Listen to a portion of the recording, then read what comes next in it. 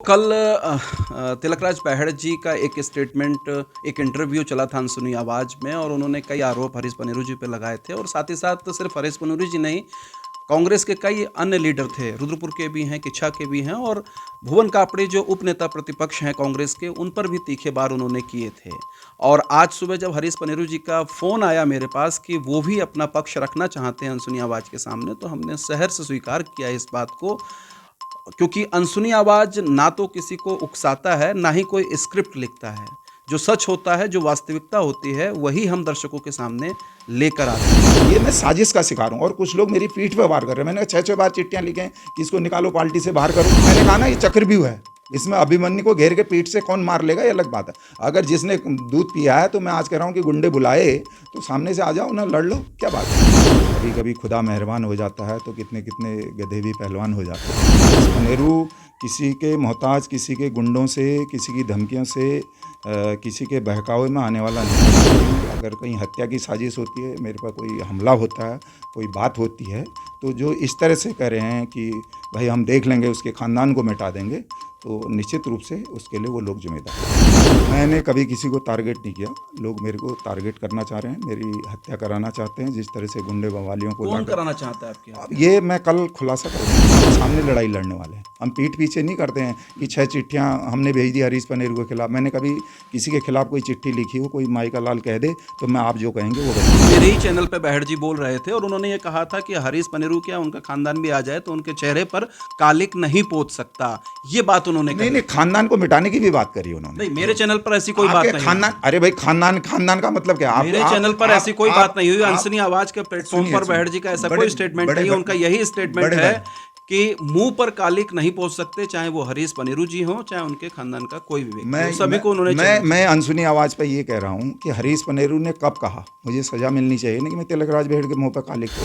देखिए, इस प्रसंग को अगर छोड़ दें, कल उससे कल पहले कल की के हम बात करें, कल तो मैंने, आप क्या कहेंगे कि क्या नहीं नहीं, तिलकराज बहड़ जी को आपने कभी अपना नेता माना है? मैंने तो उनके इतने जिंदाबाद के नारे लगाए हैं, दीदार के नार हूँ। मैं तो संघर्ष कर रहा हूँ मेरे मतलब लिए। कांग्रेस में मेरे किसी की कोई इज्जत नहीं है क्या? मैं ये नहीं कह रहा हूँ, मैं तो आप कह रहे हैं कि आप भी दरकिनार हैं, आप तिलकराज सुनिए, बहड़ जी कह रहे हैं आप उनको भी सुनिए, अलग थलग कर दिया जा आप रहा है। सुनिए। इसका मतलब कांग्रेस में किसी की वो कोई इज्जत नहीं है, कोई सम्मान नहीं है। मैं कसम खा के कह सकता हूँ, मैंने तिलकराज बहड़ जी के खिलाफ कभी कोई न साजिश की है, न कभी हराने के लिए किया। हाँ, मेरे को पसंद नहीं आया तो मैं उनके कार्यक्रमों में नहीं गया। तो हो सकता है कि हरीश पनेरू जी भी अपने अहम को त्याग कर बहड़ जी से जाएं, मुलाकात करें, बातचीत करें और एका हो और पार्टी की बेहतरी के लिए काम हो। जो आदमी मेरे खानदान को मिटाने की बात कर सकता हो भाई साहब, हरीश पनेरू मर सकता है, झुक नहीं सकता, गला कटा सकता है। मैं ये कह रहा हूँ कि दर्शकों के सामने मैं लाने कह की रहा है, हूँ मैं कह रहा पंचायती बनने की नहीं है, जज बनने की नहीं है सर। मैं कह रहा हूँ भगत सिंह चौक पर बुला लीजिए, अगर मेरी कहीं गलती हो तो जो कहेंगे उनका जूता मेरा सर। नमस्कार, मैं रूपेश कुमार, अनसुनी आवाज में आपका स्वागत है।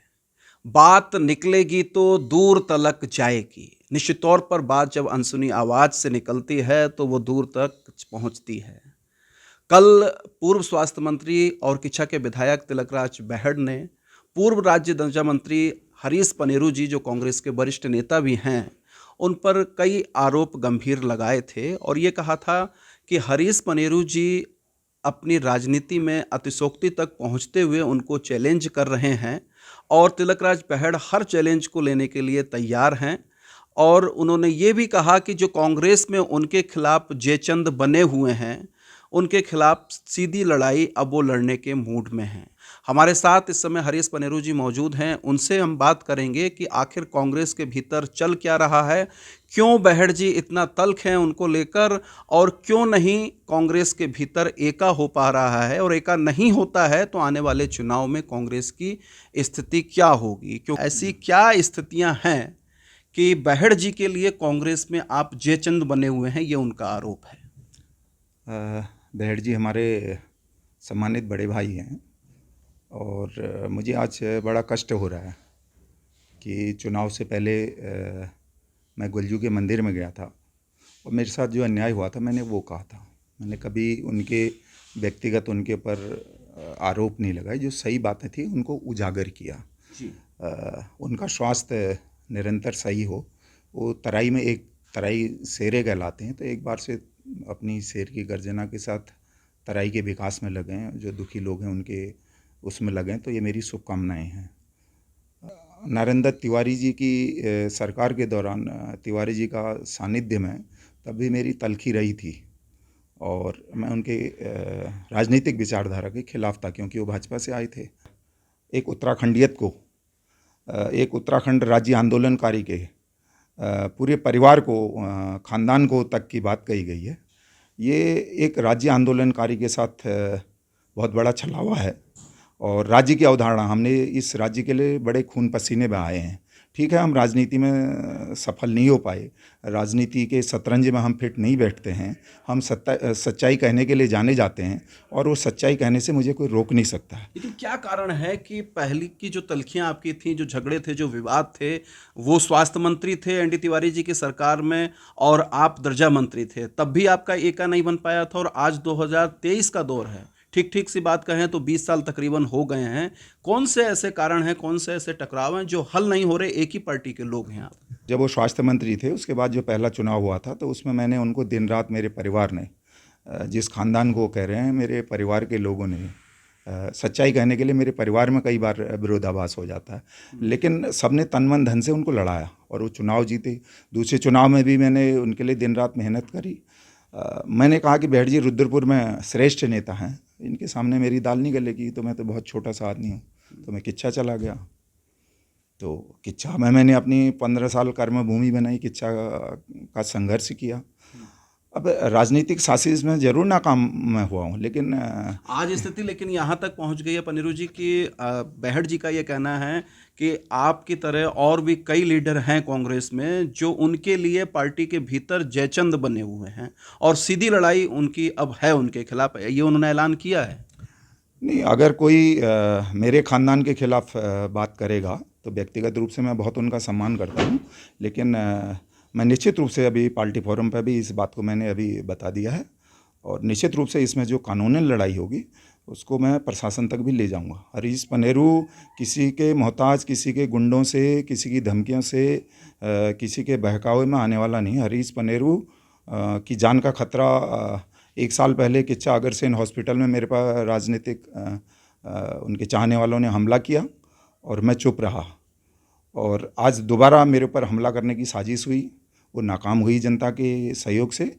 लेकिन मैं ये कहता हूँ कि क्योंकि मेरे व्यक्तिगत खानदान की बात है, एक उत्तराखंडियत की बात है, एक राज्य आंदोलनकारी की जान माल का सवाल है, तो इसको निश्चित रूप से मैं शाम तक सोचने का मेरे पास समय है। मेरी अगर कहीं हत्या की साजिश होती है, मेरे पास कोई हमला होता है, कोई बात होती है, तो जो इस तरह से कह रहे हैं कि भाई हम देख लेंगे, उसके ख़ानदान को मिटा देंगे, तो निश्चित रूप से उसके लिए वो लोग जिम्मेदार होंगे। नहीं, जो स्टेटमेंट कल बहड़ जी ने दिया है वो खानदान को मिटाने का नहीं दिया है। उन्होंने यह कहा है कि जो आपका स्टेटमेंट आया था कि जनप्रतिनिधियों के मुंह पर कालिख पोत दी जाएगी, तो बहड़ जी का ये कहना है कि पनेरू जी ही नहीं बल्कि उनका खानदान भी आ जाए तो वो कालिख उनके मुंह पर नहीं पोत सकते, ये स्टेटमेंट। हमने जो उनका चेला था धर्मवीर सिंह नागपाल, एजुकेटिव इंजीनियर, पूरे ज़िले में हड़ताल हो गई थी, हमने जो कहा था उसके मुंह पर कालिख पोत दी थी, मेरे खिलाफ मुकदमा लिखा गया था। मेरे बड़े भाई हैं। फिर कालिख पोतने वाला स्टेटमेंट क्या था? मैं आज भी उस अपने स्टैंडर्ड पर कायम हूँ। मैंने ना तिलकराज बहड़ जी का नाम लिया, मैंने ना किसी और विपक्षी पार्टी का नाम लिया, मैंने जनप्रतिनिधि कहा। जनप्रतिनिधि में तो नगर पालिका सभासद भी आता है, नगर पालिका चेयरमैन भी आता है, ब्लॉक प्रमुख भी आता है, सांसद भी आता है, मंत्री भी आते हैं, सरकार भी आती है। विधायक का नाम भूल गया, विधायक भी आता है उसी कड़ी में। हाँ, अब विधायक भी आता है जी। अतिक्रमण की जो पूरी कार्रवाई चल रही है उस कार्रवाई के मद्देनजर आपका ये स्टेटमेंट आता है कि जो आपने कहा कि 4 लाख रुपए कम से कम जनप्रतिनिधियों को अतिक्रमण से जो प्रभावित लोग हैं उनके लिए अवमुक्त करने चाहिए, और अगर ऐसा नहीं करते हैं तो एक टाइम बाउंडेशन आपने दी है, एक टाइम पीरियड दिया है, और उसके बाद आपने कहा कि जनप्रतिनिधियों के मुंह पे कालिख पोती जाएगी। भाई, अतिक्रमण जैसे संवेदनशील मसले पर एक विधायक, वो भी विपक्षी विधायक, उसकी क्या भूमिका हो सकती है? मैं जी, सवाल इसमें पक्ष विपक्ष का नहीं, सवाल इस बात का है कि जनता के लिए जब हम वोट लेने जाते हैं उस टाइम हमको वादे इस हिसाब से करने चाहिए कि जिस हिसाब से जनता के साथ हम खरे उतर सकें। बंडिया का पूरा बाजार उजड़ गया, 205 दुकानें, मेरे को पुलिस ने गिरफ्तार करा लड़ते हुए, मैंने जेसीबी 5 मिनट बंद कराई, आप वो वीडियो देखिए। कहाँ थे जनप्रतिनिधि? 205 परिवार उजड़ गए, उनकी जवाबदेही किसकी है? ये हरीश पनेरू की जवाबदेही। हरीश पनेरू लड़ने चला गया, ये मेरा गुनाह है? ये मेरा गुनाह है? मैं आपसे भी पूछ रहा लेकिन हूँ। जिम्मेदारी तो सरकार की भी है ना। आप सरकार पर आक्रामक नहीं होते हैं, जो भाजपा के लीडर हैं, जनप्रतिनिधि हैं, उनके खिलाफ आप खुल के नहीं बोलते हैं, सांसद साहब के खिलाफ आप खुल के नहीं बोलते हैं, अपने ही पार्टी के एक लीडर को आप टारगेट कर लेते हैं, ऐसा उनका कहना है। मैंने कभी किसी को टारगेट नहीं किया। लोग मेरे को टारगेट करना चाह रहे हैं, मेरी हत्या कराना चाहते हैं, जिस तरह से गुंडे बवालियों को कौन लाकर। कराना चाहता है आपके अब यहाँ? ये मैं कल खुलासा करूंगा। मैं मीडिया कल मैं एसएसपी से मिलूंगा उधम सिंह नगर के, और उनको एक लिखित तहरीर देने वाला हूं। मैं उसमें सब खुलासा करूंगा कौन कौन लोग शामिल हैं। और जहाँ तक जनता के हितों की बात है कि कौन नहीं दे सकता है, विधायक का प्रोटोकॉल है। सांसद निधि और विधायक निधि में प्रोविज़न ऐसा है कि वो अपने परिस्थितियों के हिसाब से अपने विवेकाधीन से उसमें अमेंडमेंट करा सकता है। टिकट मांगने की प्रक्रिया में भी कई दफ़ा आप लोगों के आपस में जो है हॉट टॉक हुई है, आमना सामना हुआ है, कि आखिर ऐसी वजह क्या है, मुख्य वजह क्या है, कौन सी ऐसी चीज़ें हैं जिस बात का झगड़ा है आप दोनों के बीच में?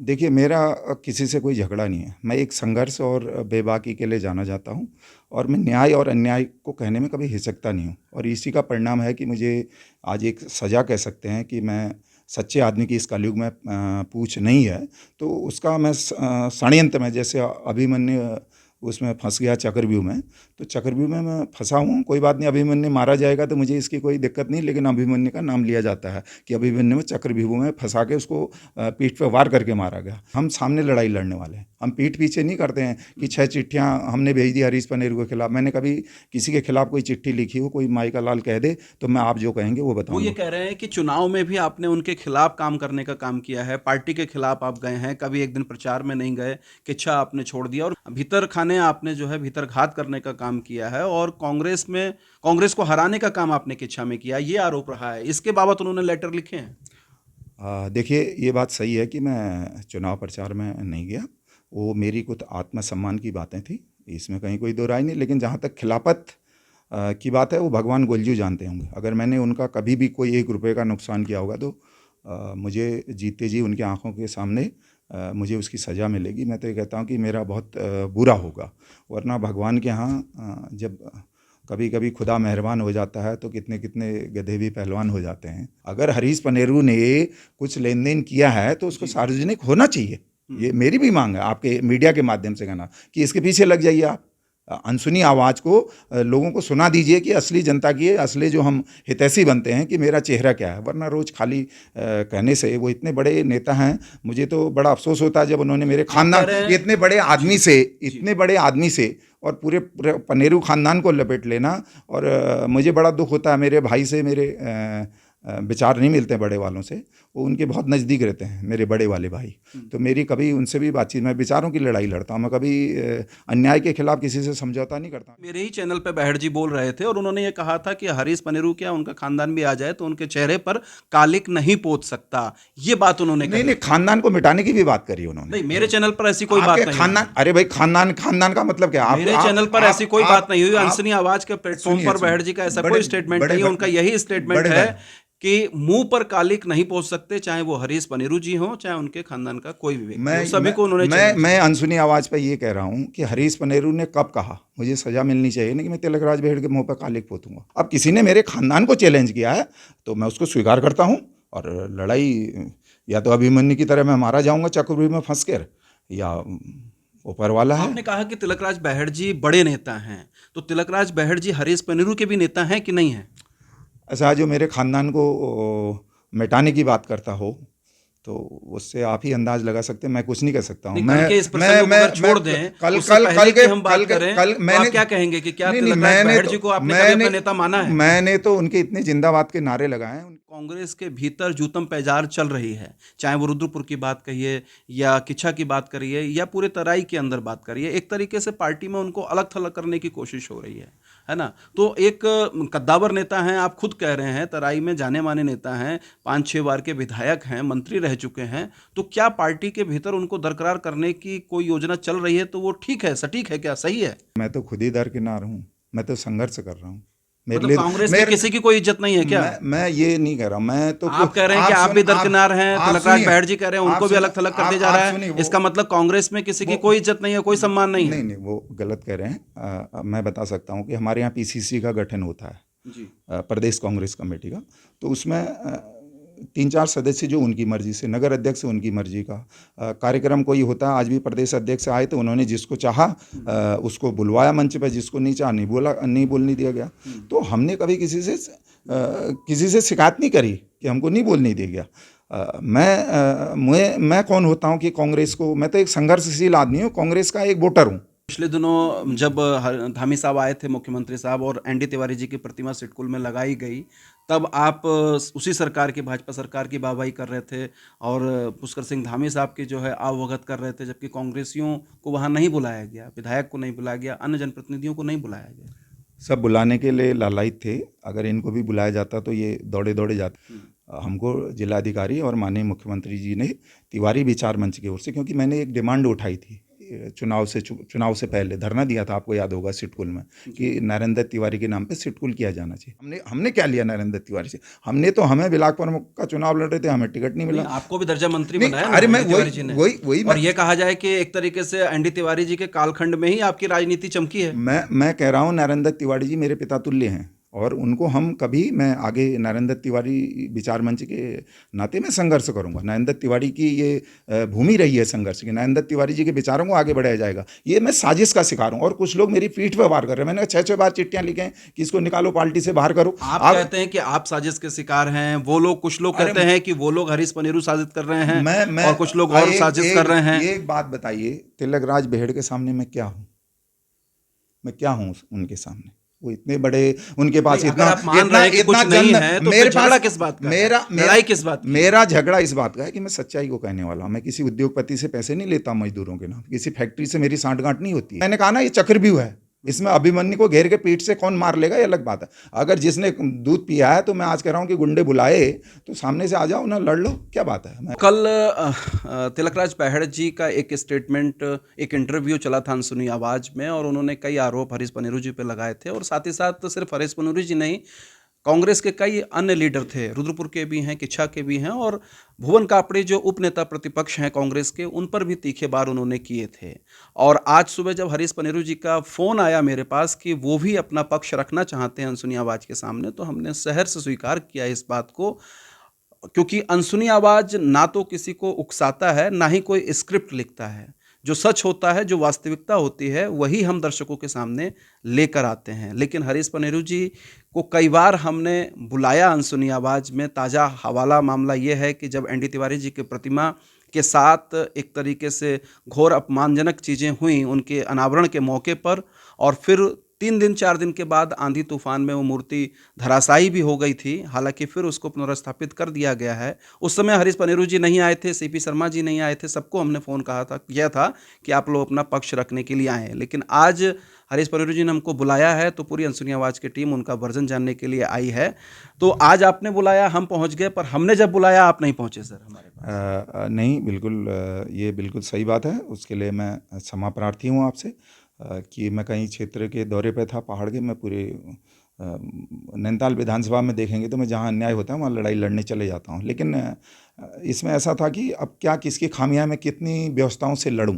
क्या कोई एक ऐसा शॉर्टकट रास्ता नहीं निकल सकता कि सब लोग एक जगह बैठें, आपके मन के जो द्वेष हैं, भाव हैं, वो उनको दूर करें, जो तकलीफ़ें हैं, दिक्कतें हैं, उनको दूर करें, और संगठन और पार्टी की बेहतरी के लिए काम करें? क्या ऐसा कोई फार्मूला आपके पास नहीं है जो पार्टी को आप सजेस्ट कर सकें?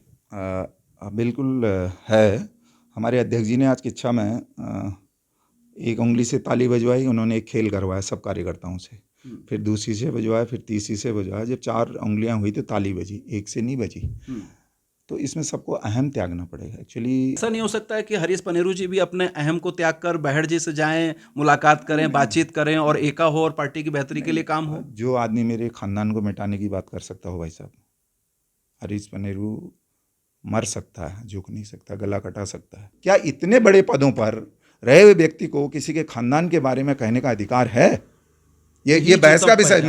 मैं जूतम बाजार नहीं, मैं आपके चैनल के माध्यम, कांग्रेस आगे कैसे बढ़ेगी सर? मैं आपके चैनल के माध्यम से आप पंचायती बन जाइए, अगर मेरी गलती होगी तो मैं खुलेआम मंच पे बुलाइए ना, मैं तो मंच आप सजा दीजिए, मैं आ भूमिका जाऊंगा। पक्ष को जनता के सामने, मैं ये कह रहा हूं दर्शकों के कि सामने मैं लाने कह की रहा है, हूं मैं कह रहा पंचायती बनने की नहीं है, जज बनने की नहीं है सर। मैं कह रहा हूं भगत सिंह चौक पे बुला लीजिए, अगर मेरी कहीं गलती हो तो जो कहेंगे उनका जूता मेरा सर। मैं कसम खा के कह सकता हूं, मैंने तिलकराज बेहड़ जी के खिलाफ कभी कोई न साजिश की है, न कभी हराने के लिए किया। हाँ, मेरे को पसंद नहीं आया तो मैं उनके कार्यक्रम में नहीं गया। तो समय बताएगा किसका आया क्या आया, अब वो सारे लोग आप जानते हैं। पार्टी फोरम में बात रख रहे हैं अपनी? फिलहाल मैं पार्टी फोरम पर रख रहा हूँ, और मुझे शाम तक का मैंने जो वीडियो आपके अनसुनी आवाज़ पे चला हुआ है वो मैंने पार्टी को फॉरवर्ड कर दिया है, और निश्चित रूप से पार्टी इसका संज्ञान लेगी, और नहीं लेगी मेरे साथ जो अन्याय हो रहा है, मेरी जान को खतरा होगा, मेरे परिवार, मेरे बच्चे छोटे हैं, मैं तो तराई का शेर हूँ नहीं, मैं तो तराई में संघर्ष कर रहा हूँ, और तराई अपनी सच्चाई के कारण डरता नहीं हूँ। अब मेरे जान माल का कोई खतरा हो गया, मुझे कोई मार गया, तो इसकी जिम्मेदारी किसकी होगी? आप हैं हरीश पनेरू जी, जो कह रहे हैं कि एक तरीके से तिलकराज बेहड़ जी चूंकि एक कद्दावर नेता हैं, तराई के कई बार के विधायक हैं, स्वास्थ्य मंत्री रहे हैं, उनके मुंह से ऐसी बात शोभा नहीं देती है जो उन्होंने परिवार के प्रति टिप्पणी की है। वो कह रहे हैं कि कोई देश भाव नहीं है, लेकिन जब चूंकि ललकारा गया है तो उसका जवाब दिया जाएगा। फिलहाल वो पार्टी फोरम में पूरी बात को रख रहे हैं, लेकिन कानूनी लड़ाई भी वे बेहड़ जी के खिलाफ लड़ेंगे। बहुत शुक्रिया, बहुत धन्यवाद।